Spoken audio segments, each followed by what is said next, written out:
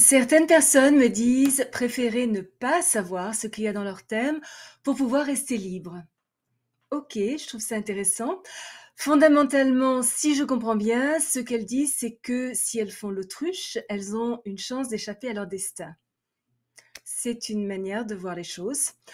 Le dictionnaire définit le destin comme étant les événements qui arriveront nécessairement à une personne ou à une chose particulière dans le futur, ou le pouvoir caché censé contrôler ce qui se produira dans notre avenir.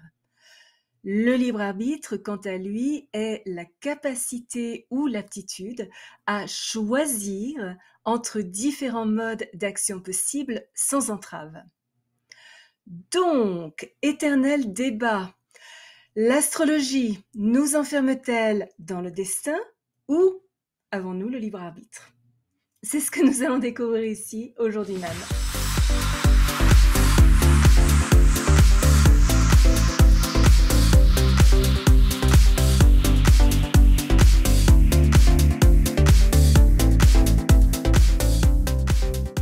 Bonjour, bienvenue sur ma chaîne où nous parlons de tout ce qui touche à l'astrologie. Michel Carène, astrologue, chaman, auteur de Astrology for Enlightenment, publié par Simon & Schuster New York, ainsi que des cartes d'oracle astrologiques Attuning with the Quantum.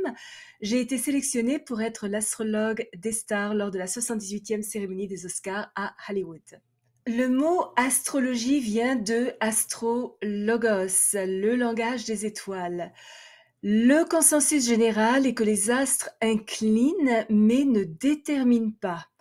Il est, à mon sens, très difficile de dissocier l'astrologie du concept de la réincarnation. Lors de son premier souffle indépendant de sa mère, le nouveau-né absorbe littéralement dans ses cellules les positions des planètes dans le ciel qui s'impriment en lui.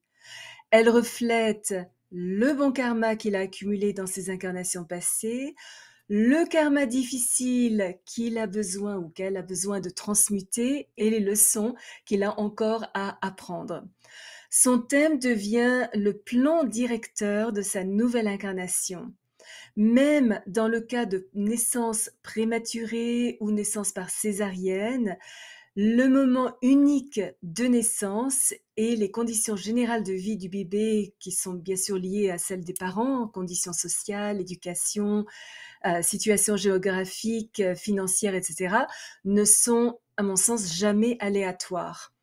Un accord mutuel est conclu entre une âme spécifique et ses parents, comme l'attestent les nombreux récits de petits-enfants se rappelant comment ils ont choisi leurs parents. Alors, il y a plein de vidéos sur YouTube à ce sujet. Mais alors, est-ce que absolument tout est écrit dans notre thème astral ? Notre carte du ciel, lue par un expert, contient un nombre énorme d'informations, bien plus que ce que la plupart des gens soupçonnent. Assurez-vous donc que vous faites vraiment confiance à la personne à qui vous donnez vos données de naissance. Notre carte astrale est, comme vous le savez, une image des cieux pour la date, le lieu et l'heure de notre naissance, et ce qui nous donne un plan de vie. Dans l'esprit de rester le plus simple possible, parce que l'astrologie est une science un petit peu complexe, les planètes représentent chacune un principe actif de vie. Les signes dans lesquels se trouvent les planètes colorent leur expression. Les maisons révèlent les domaines de notre vie qu'elles gouvernent ou elles opèrent, et les aspects qui sont bien sûr les relations angulaires entre les planètes montrent comment elles interagissent entre elles. Tout ça crée une carte complexe qui est unique à chaque individu. Selon Alan Leo, le grand astrologue britannique du 19e siècle, notre caractère est notre destinée. Ce qui, à mon sens, est très vrai. De manière assez simpliste, même très simpliste, parce que la psychologie des individus est beaucoup plus compliquée que ça. Par exemple, et d'une manière très générale, une personne née avec le soleil en bélier sera courageuse, énergique, dynamique, positive, entreprenante, impulsive et audacieuse, tandis qu'une personne avec le soleil en vierge sera beaucoup plus orientée vers le service, attentive aux détails, travailleuse, désintéressée, humble, douée pour mettre de l'ordre dans le désordre et apporter la guérison aux maladies. Dans un travail de vente, par exemple, cette personne ayant le soleil en bélier sera très apte à convaincre les gens à acheter. Par contre, celle qui a son soleil en vierge sera beaucoup plus heureuse d'occuper un poste plus dans l'ombre où elle peut s'attacher aux détails et travailler sans distraction. Si quelqu'un, par exemple, a Saturne, et ça c'est vraiment l'évolution qu'on vit dans une vie, a Saturne dans sa maison 5, lorsqu'il était enfant, préférera des passe-temps sérieux comme la lecture, l'écriture, etc. Quand il devient adolescent, tout ce qui a trait aux sorties romantiques pourrait être abordé tellement profondément que ça ne se produira pas du tout. Mais une fois adulte, cette personne ne voudra probablement pas beaucoup d'enfants, juste un peut-être, et cette responsabilité sera prise très au sérieux. Et cette personne peut aussi transformer un passe-temps créatif en une carrière solide et structurée, par exemple devenir romancier professionnel. Alors, la position de Saturne dans sa maison 5 n'a pas changé dans le thème de cette personne tout au long de sa vie, mais la conscience, et ça c'est important, la conscience avec laquelle cette influence est utilisée change.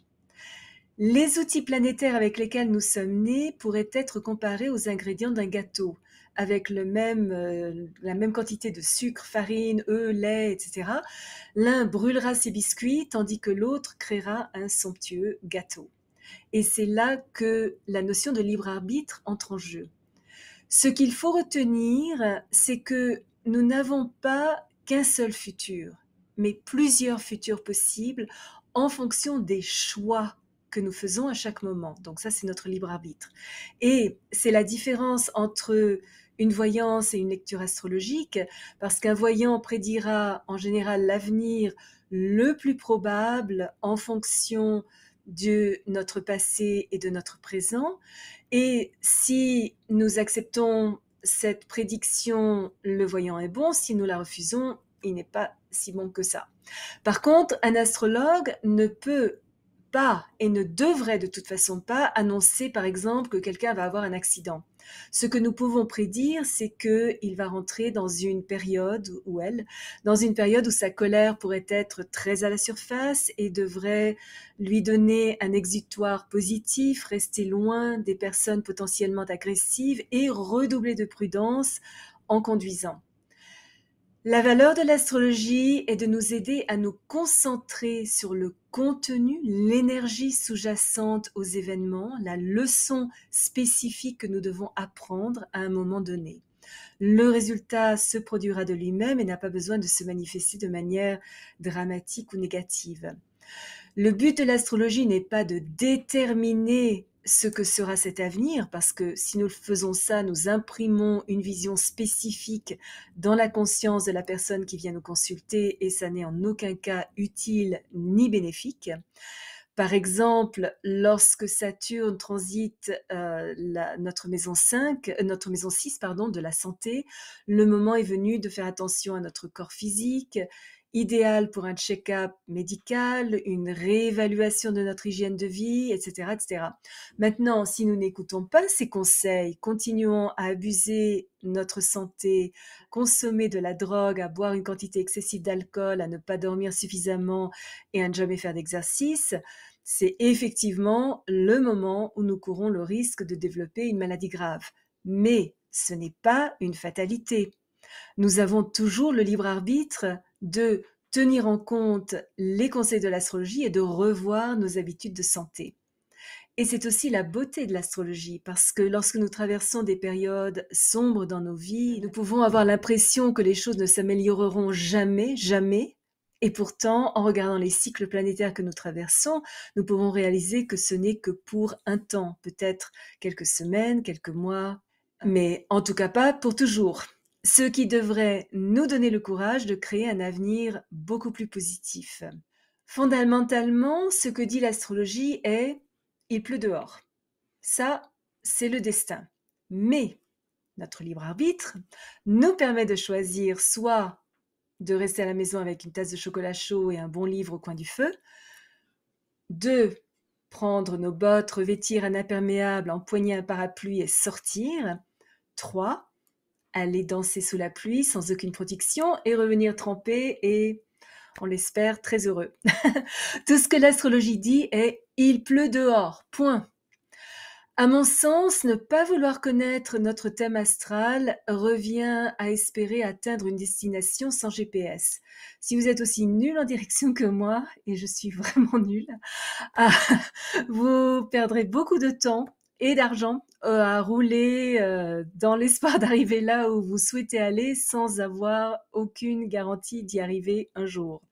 Et il est beaucoup plus intelligent de planifier notre itinéraire, de prendre soit la voie la plus rapide, soit de décider de flâner le long d'une route panoramique, de visiter les lieux d'intérêt en chemin, de nous arrêter dans un bon restaurant et arriver à l'heure après avoir fait un voyage détendu, joyeux et enrichissant. Donc, pour répondre à la question du début, si les grandes lignes de notre destin sont écrites dans notre thème, les connaître nous permet de choisir comment mener notre vie pour tirer le meilleur parti de nos dons, talents et leçons et de nous développer au meilleur de nos capacités.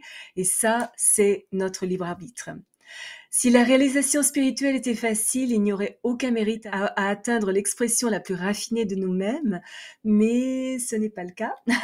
Il nous est demandé de faire des choix, de développer notre conscience et de travailler sur nous. L'astrologie offre une aide inestimable en nous montrant les outils avec lesquels nous nous sommes incarnés et comment nous pouvons les utiliser à bon escient pour atteindre notre évolution la plus haute.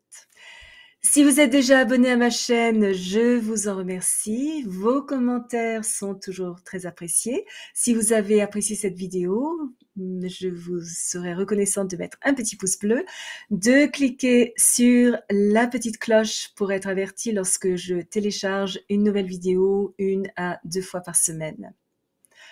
Souvenez-vous comme toujours, choisissez vos batailles, marchez en beauté. Merci de m'avoir accompagné le temps de cette vidéo. À la prochaine!